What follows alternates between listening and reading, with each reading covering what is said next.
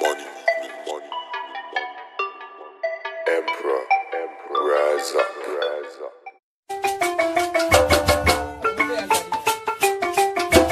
Thank you for watching BlaXit. Money, Emperor. BlaXit family. BlaXit family. BlaXit family. Welcome, BlaXit. Welcome to another edition and episode of BlaXit. Welcome to our backyard. And I'm hoping that if you're new to the channel and you've not been or stumbled across BlaXit before, you will stay with us on this channel and you will subscribe, hit that like button for us, and also give us a thumbs up. BlaXit is a channel that is dedicated to your mind emancipation, relocation, and repatriation back to Africa. And we are here in the west coast of Africa. We are here in the smiling coast of Africa. And I am joined by none other than my co-host. Yeah, Hatib Kojabi, also known as Adrian Ryan. And also, of course, our wonderful special guest.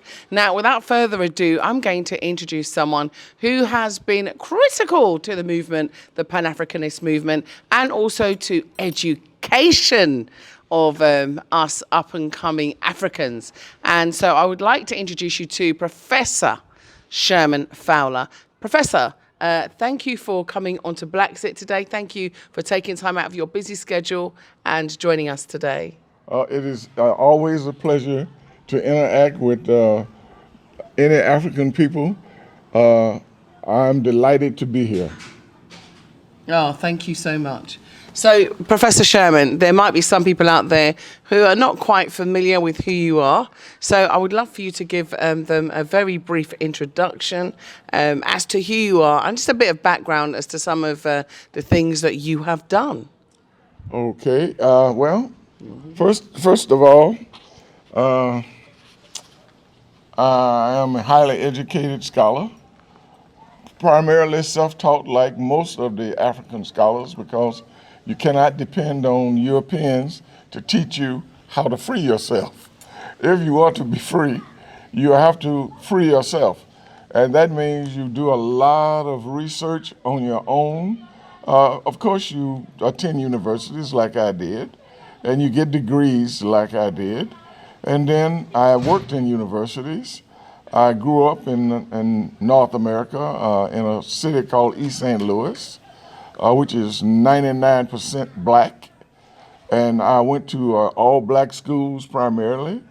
And one of my teachers when I was in primary school was the granddaughter of the Nat Turner. So I have an extensive background in education. I've been in education for over 50 years. I've taught in 4 or 5 institutions of higher learning. And the last institution of higher learning that I taught in was a teacher's training college, Harris Stowe State College in St. Louis, Missouri, in the late 80s, where you cannot teach there unless you are qualified to be a professor. They will not hire you. So when they hire you, you automatically receive the rank of professor. So that was the last assignment that I did in higher education, and I retired in 2009, moved to Georgia to relax a bit, and my wife and I had planned to move back to Africa. Unfortunately, in 2016, she crossed over to be with their ancestors. But I am carrying on our plan. I came back here. I repatriated in September. I'm going to build my home here, and they're going to bury me here. And these my good friends will be looking out for what remains of Sherman Fowler. Wow, that sounded a little bit dismal at the end. I was beginning to be a bit sad. Let's break it up a little bit, BlaXit family.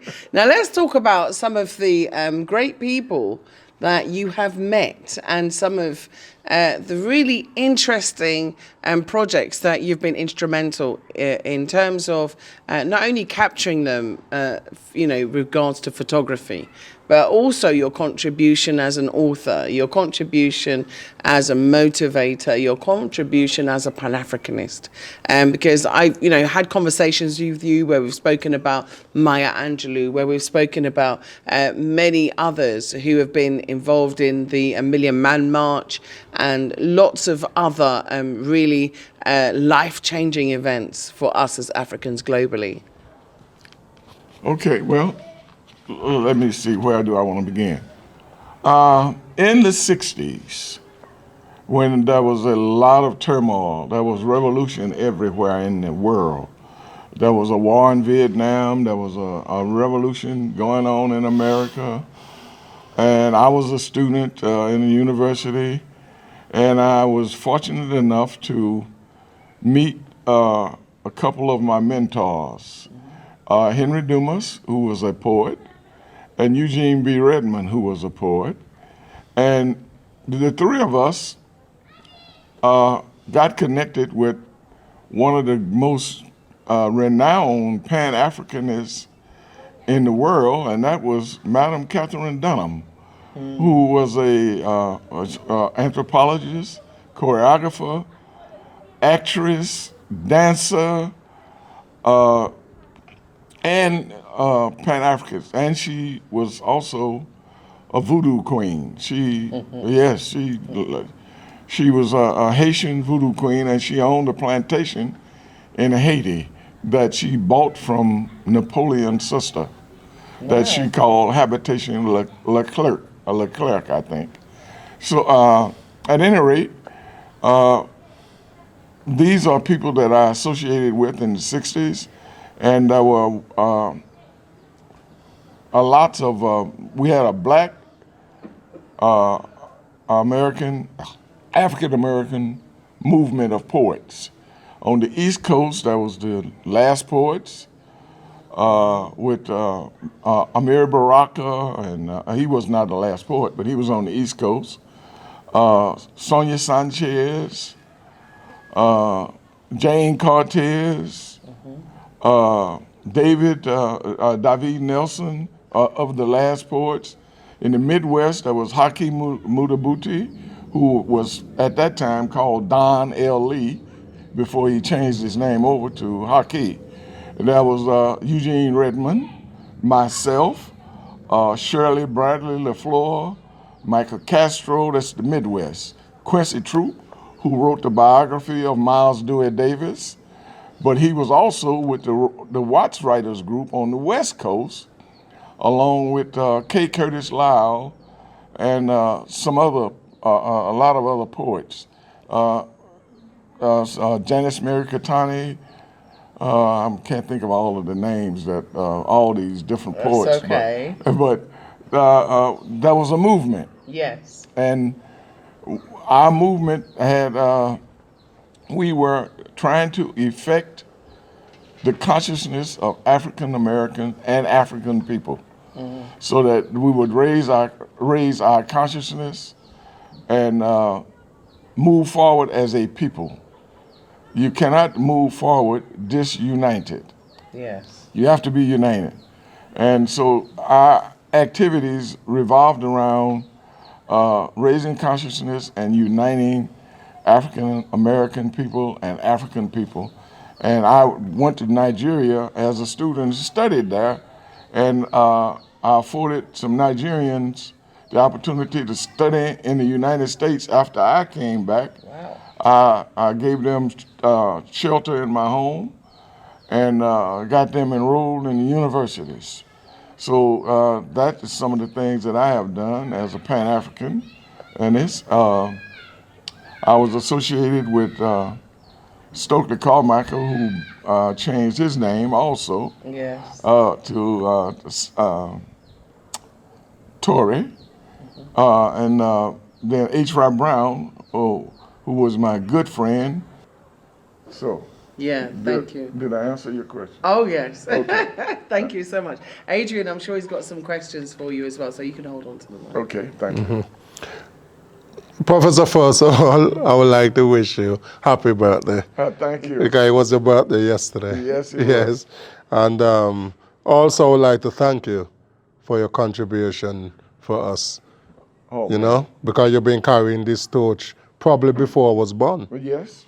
You know, Yes, that's true. and we are honored to sit here with you today. Well, no, the honor is all mine because you young people are going to carry on where I Yes. left off. Yes. In fact, just last week, I gave a Zoom lecture to a Pan-Africanist group in Nigeria, and the lecture was entitled "Towards a Black Renaissance." Wow. They have started a movement, and I suggested to them, and I posted it on my Facebook page.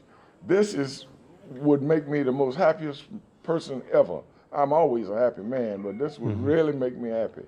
If we could convince the African leadership and the people of Africa, and that is everybody that's got African DNA, that we should rename ourselves the United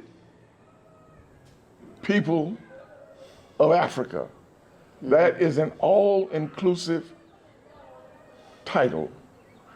If you got African DNA, no matter where you come from, what language you speak, what your culture is, it includes you. Africa is people. We inhabit the land. But without the people, there's no Africa.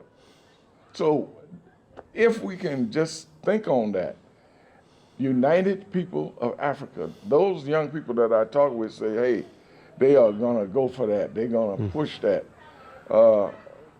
They want that. They feel that that is the best way to move. That we don't need a United States of Africa. We don't need a Republic of Africa. We need a United People of Africa because that draws everybody under the same umbrella. Yeah. Whether you Fulani, a Hausa, whether you are Yoruba, a Wolof, Mandinka, South African, it makes no difference. Exactly. Because it's all about the people. One Africa. Yes. And Adrian, I'm so glad that I am able to, at 78, be able to address the concerns that you have, your wife has, and that other Pan-Africanist people have. And we are going to continue to push forward as long as I live. And I will reach out from the grave to fight this fight because we must free ourselves. We can't depend on others. It has to be done by us. We must do it. Yes. And I have a couple of books that will give you some insight if you wish to know further. Sure. Islands of Thought is one of them, and Facets of Life. Those are two books that I've written, books of poetry. And I also did the Million Man March book. I also did the Million Man March book, and I was one of the organizers for Minister Farrakhan and Ben Chavis, Dick Gregory. I was, in fact, there's a photo in the book with me and all of them. They made me come up on the stage because I'm a photographer, and I was just taking pictures. But they said, you need to be up here on this stage because you one of the organizers. So they made me come up on the stage, and I had to take a picture with them. Yeah. Okay, so you could choose one poem just to conclude with. Which one would Okay, let me see. Page. Thank you for. Okay, let me give you page 22, because that one fits this time. And I'd like to say thank you for dedicating a poem to BlaXit as well. And this can I do that one too after I do this one? Just okay, if we've got enough time. Yeah. Okay. This is, since we're in the season of Kwanzaa, I'm going to do a Kwansaba, which is a 40-word poem that was created by the writers group that I was a founding father of. This one is Ujamaa. Wheels of future promise are turned by minds that push and pull each other over walls seen and unseen, walls that can't retard forward motion, can never deter unified, sincere souls bent on working as one unique soul from wisely using African juju to always advance kin and kind. Yes, excellent. Okay, now this other one from Thank Facets you. of Life. That I want to read. Islands I of want to Stars. read the poem for Juliet for BlaXit.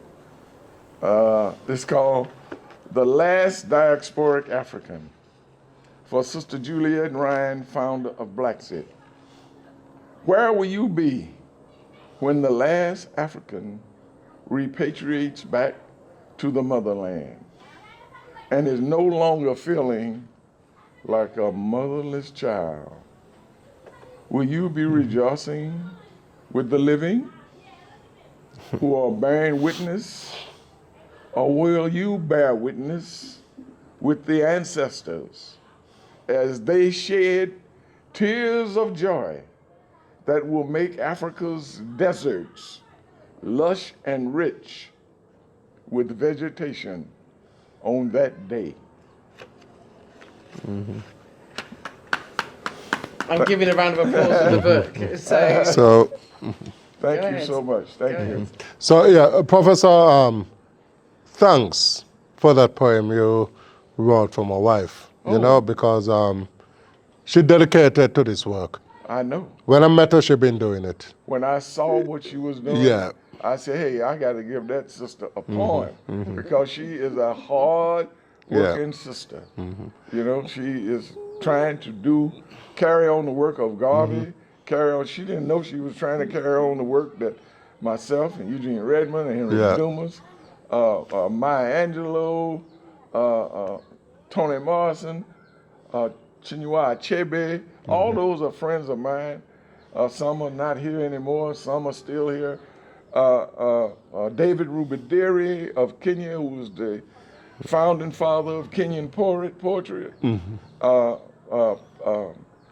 It's just so many that have laid groundwork for you guys to carry on, and you're doing it, and I appreciate it, truly. you so much. With all my So- heart and soul, I appreciate the work Thank that you're you, doing. yeah. And I support you 100%, as along with the youth movement that is going on in Africa. Go for it. Yes, Yes. absolutely, absolutely. So, So we can get these books, we can order them on Amazon.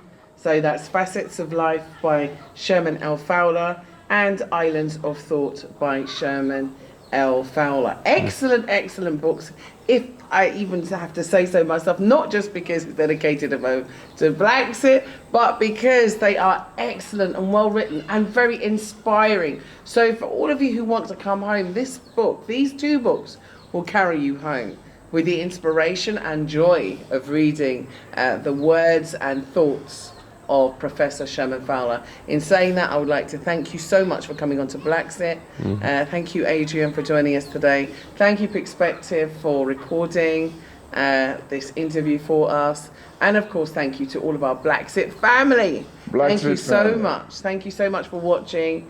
Please remember to subscribe, hit that like button, and also a big, big thank you to our PayPal supporters, our Patreon supporters. And remember, if you'd like to have more information and get in contact with veterans and, you know, walk-in libraries like Professor Sherman, then get in contact with us via info@blaxithome.com. That's info@blaxithome.com. And always remember, it's one Africa, one people, one unity, one destiny, one love.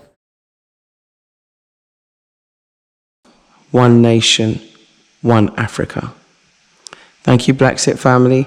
Please keep watching and remember, follow your dreams. Emperor made this. Purchase your tracks today.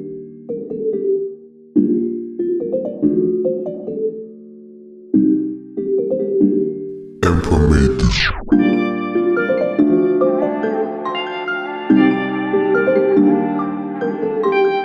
Purchase your tracks today.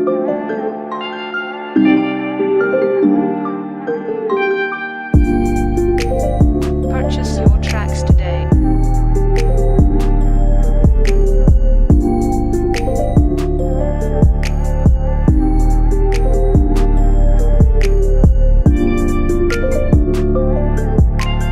Purchase your tracks today.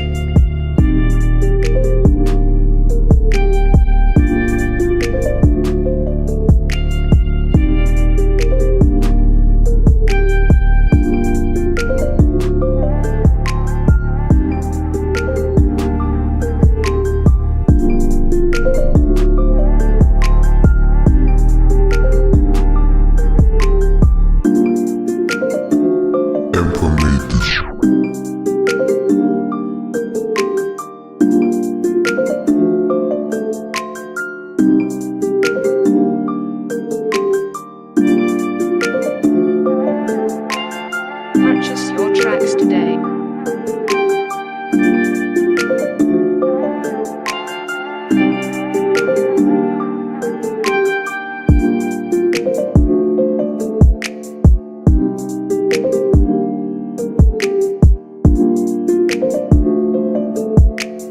Purchase your tracks today.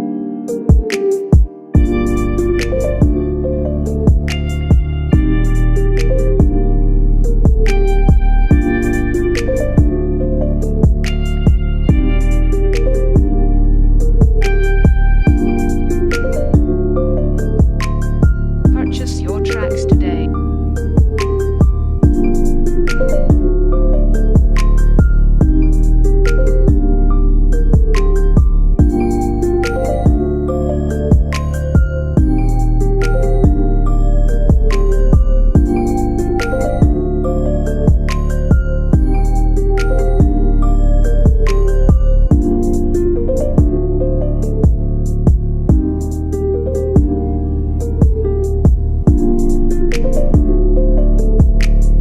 Purchase your tracks today.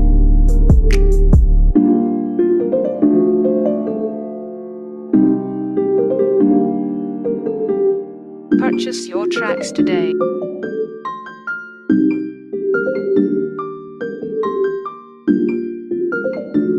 Emperor made this.